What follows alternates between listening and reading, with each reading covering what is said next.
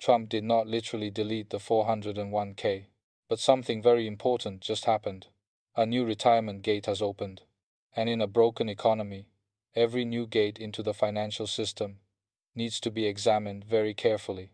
A few hours ago, Minority Mindset broke down a major new development around TrumpIRA, retirement accounts, 401ks, the Fed transition, and the future of the American investor. Jaspreet framed it as a major change in how ordinary Americans may access retirement investing. That analysis matters. But this episode is about the part most investing videos do not show.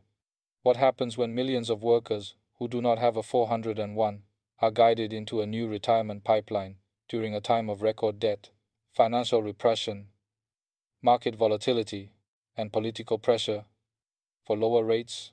What happens when the government says it is expanding access to retirement savings, while the entire economy is quietly forcing ordinary people to take more risk just to preserve purchasing power?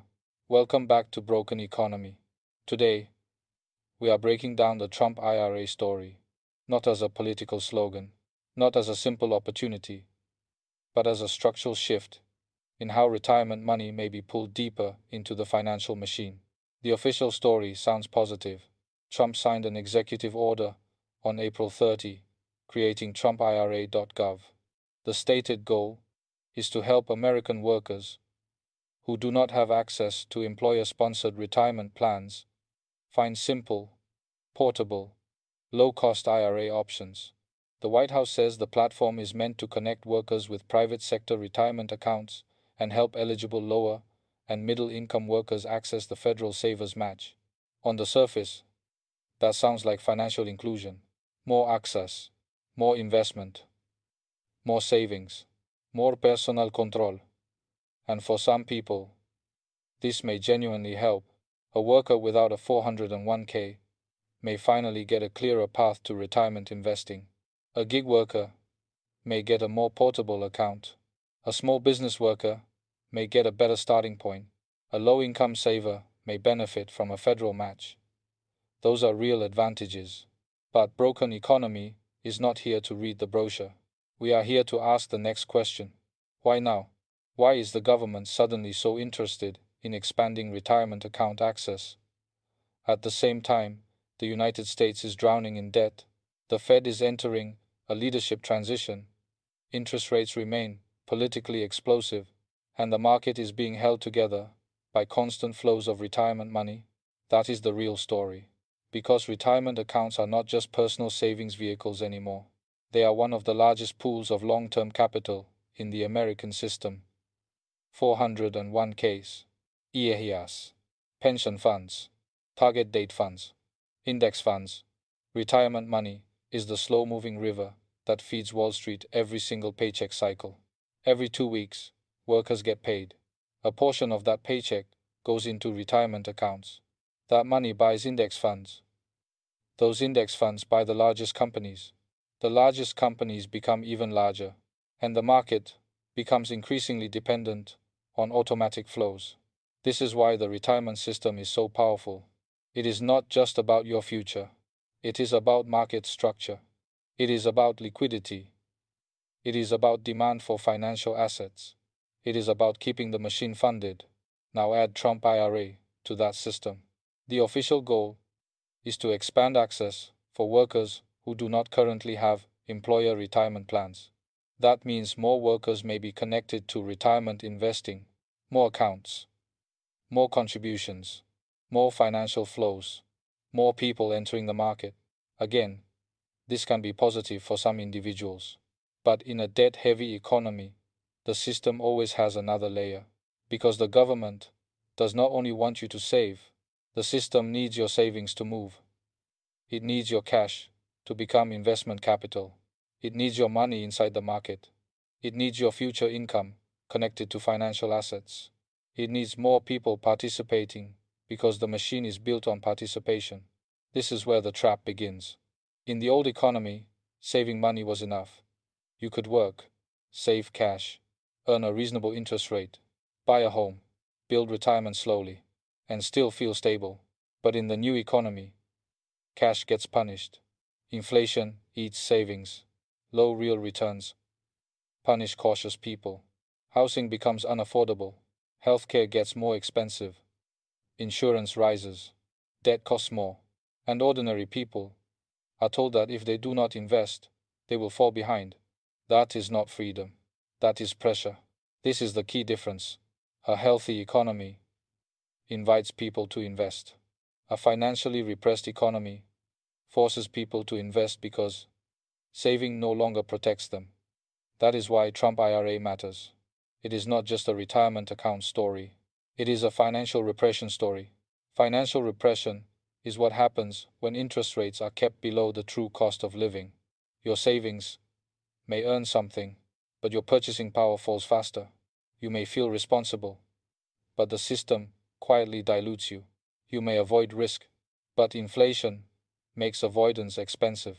So eventually, the saver is pushed into assets, stocks, bonds, funds, real estate, private markets, anything that might outrun inflation. And when millions of people are pushed into assets at the same time, Wall Street benefits from the flow. This is where minority mindset's audience should pay attention. Jaspreet often tells people to move from victim mindset to investor mindset. That message can be useful, but broken economy has to ask a darker question.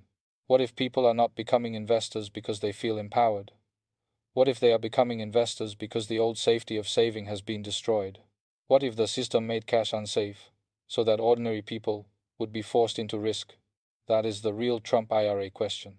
Not whether the account is good or bad on paper, but whether it appears at exactly the moment when the government and markets need more household money flowing into the system. Now let's talk about the 401k. The title, Trump just quietly replaced the 401, is powerful because it triggers fear, but the technical reality is more precise. Trump IRA is not the literal replacement of every 401k. A 401k is still an employer-sponsored retirement plan. Trump IRA is aimed at workers without access to employer-sponsored retirement accounts. So the better way to understand this is not replacement, it is expansion. The system is opening another gate. The old gate was the employer, 401k. The new gate is a more portable IRA pathway for workers outside that structure. Gig workers, part-time workers, small business workers, workers without benefits, people who were previously outside the retirement system. This sounds inclusive, but it also means the financial system may get access to a new layer of household cash. The people who were outside the market are being invited in, and once they are in, they face the same impossible choice as everyone else. Hold cash and lose purchasing power. Invest and accept market risk. Buy bonds and accept real return risk. Buy stocks and accept volatility. Stay out and get diluted. Join and get exposed. That is the retirement trap. The system gives you access, but not safety. Now connect this to the Fed. Powell's chair term ends on May 15, and markets are preparing for a possible Wash-era Fed. There is growing political pressure for lower rates. There is pressure to reduce the cost of government debt. There is pressure to support housing. There is pressure to keep markets stable. There is pressure to keep the economy from cracking. If rates fall, asset prices may rise. Stocks may rise. Bonds may rally. Real estate may wake up. Retirement account balances may look better. But if lower rates arrive while inflation remains sticky, ordinary savers may still lose. Because the account balance can rise while purchasing power falls. That is the illusion. Your portfolio may look bigger, but your life may still feel more expensive. Your IRA may grow, but groceries may grow faster. Your retirement balance may rise, but rent, energy, insurance, and healthcare may absorb the gain. This is the broken economy. The numbers go up. The life gets harder. Now imagine Trump IRA entering this environment. A new platform encourages retirement investing. A federal match creates incentive. Private financial institutions provide the accounts. Markets get more participants. Workers feel more responsible. The government claims progress. Wall Street gets flows. Politicians get a headline. But the ordinary worker still faces the same question. Will this actually create retirement security? Or will it simply move more of my money into a system designed to absorb every dollar I can save? That is the question nobody wants to ask. Because the retirement system has a psychological advantage.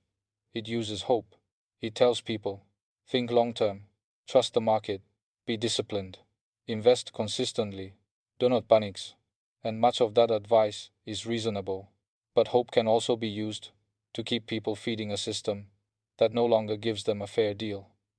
If wages do not keep up with living costs, how much can people really contribute?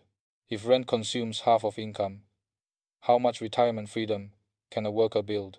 If healthcare and insurance keep rising, how much of that match survives? If the market is already expensive, are new savers being invited in at a good time, or being used as liquidity for people who got in earlier? That is the uncomfortable question. When a market needs constant inflows, every new saver becomes fuel. Now let's talk about government debt. The United States is carrying a debt burden near $40 trillion. The government needs buyers for its debt. It needs confidence in the dollar. It needs stable markets. It needs retirement systems that continue functioning. It needs households to believe in long-term investing. It needs capital to stay inside the system. That is why retirement accounts are not politically neutral. They are part of the national financial architecture. They help support markets. They help stabilize asset demand. They help keep households psychologically tied to the system. If your retirement depends on the market, you become emotionally invested in the market's survival. If your future depends on index funds, you want the system to keep working. If your IRA depends on asset prices, you may tolerate policies that support asset prices, even if those policies make everyday life more expensive. That is the genius of the modern retirement structure. It turns workers into small shareholders, then tells them that what is good for the market is good for them. But is it? If stocks rise because companies cut jobs, is that good for the worker? If stocks rise because inflation pushes nominal earnings higher, is that good for the household? If stocks rise because rates are cut while the dollar loses purchasing power, is that real wealth? If the market rises but housing becomes unaffordable, is the middle class actually winning? This is the contradiction. The retirement account may benefit from the system that makes life harder. That is why the 401k economy is so psychologically powerful. It makes ordinary people both victims and participants. Workers are squeezed by the same corporations their retirement accounts own. Consumers pay higher prices to companies that may boost margins. Employees fear layoffs from firms that reward shareholders. Savers cheer the market while struggling to afford groceries. That is the dual role of the modern middle class. Labor on one side, liquidity on the other. Now bring in TrumpIRA. If it expands retirement access, millions of people may gain a path into the market. That can be good. But if it happens during financial repression, it also means more workers are being pushed into a system where doing nothing is punished. This is not a simple story of good or bad. It is a story of structure. Access without affordability does not create freedom. Investment without surplus does not create security. A federal match does not solve a broken cost of living. A new IRA portal does not fix wages, rent, healthcare, insurance, energy, or debt. If a worker cannot save because life is too expensive, the account itself is not enough. And if a worker naguhadveshin by taking on more risk at high valuations, then the system has not empowered them. It has transferred risk to them. That is the Trump IRA trap. The government can say, we gave you access. The market can say, we gave you opportunity. The financial industry can say, we gave you products. But if the worker still cannot build real security, the blame gets pushed back onto the individual. You did not save enough. You did not invest early enough. You did not take enough risk. You did not manage your money well enough. That is how the system avoids responsibility. It turns structural pressure into personal failure. This is why broken economy exists, to show the structure. Because the retirement crisis is not only about people being irresponsible, it is about an economy where the cost of living rises faster than wages, where cash loses value, where healthcare is expensive, where housing is out of reach, where jobs are unstable, and where workers are told to become investors just to survive. That is not empowerment. That is survival, disguised as opportunity. Now let's make this practical. What should people watch? Watch how TrumpIRA.gov is implemented. Watch which financial institutions participate. Watch the fees. Watch the default investment options. Watch whether accounts push low-cost index funds or expensive products. Watch whether workers understand the risks. Watch whether the federal match actually reaches the people who need it. Watch whether Congress expands the program. Watch whether retirement policy starts pushing more workers into market exposure. Watch whether lower rates inflate asset prices again.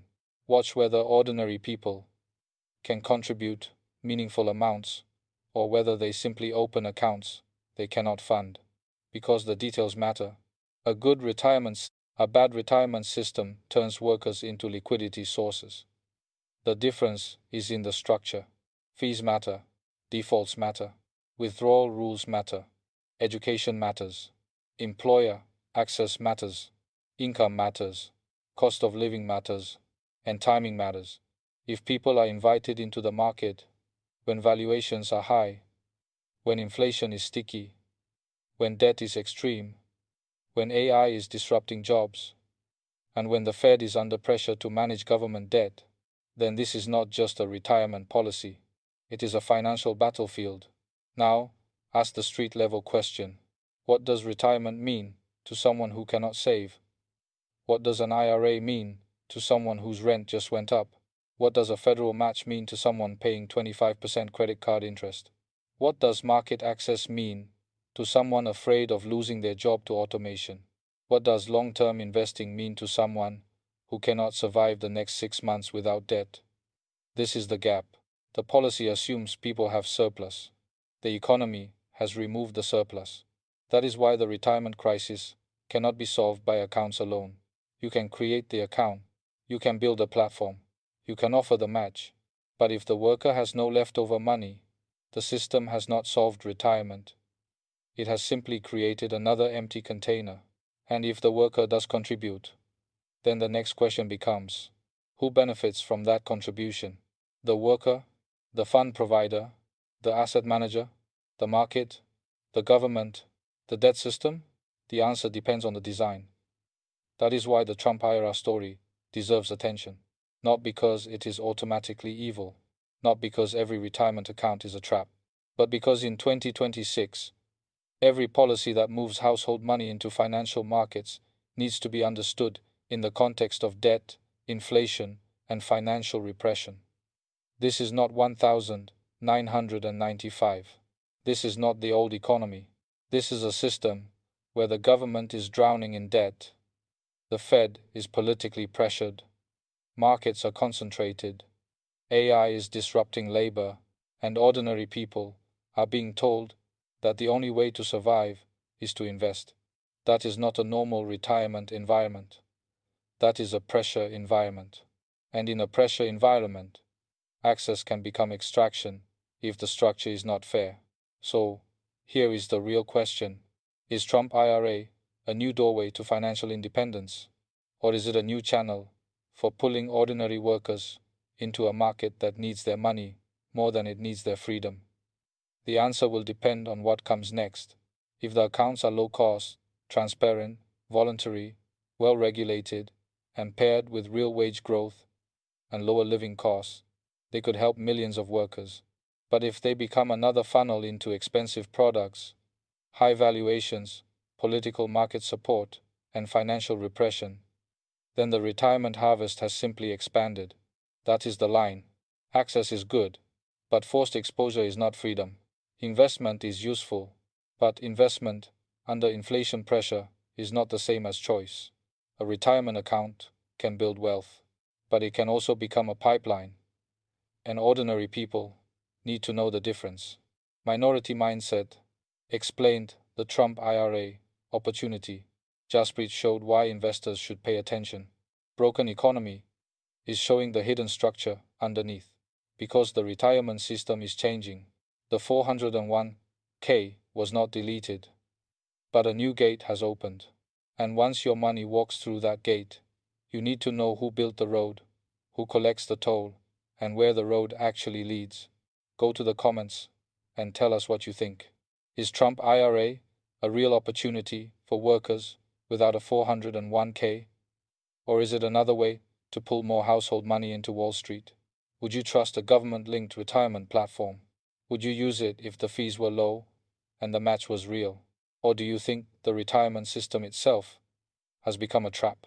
Tell us what you are seeing in your city. Are people saving for retirement or just trying to survive the month? Subscribe to Broken Economy for more clear breakdowns of finance, technology, and the real economy behind everyday life. Stay awake.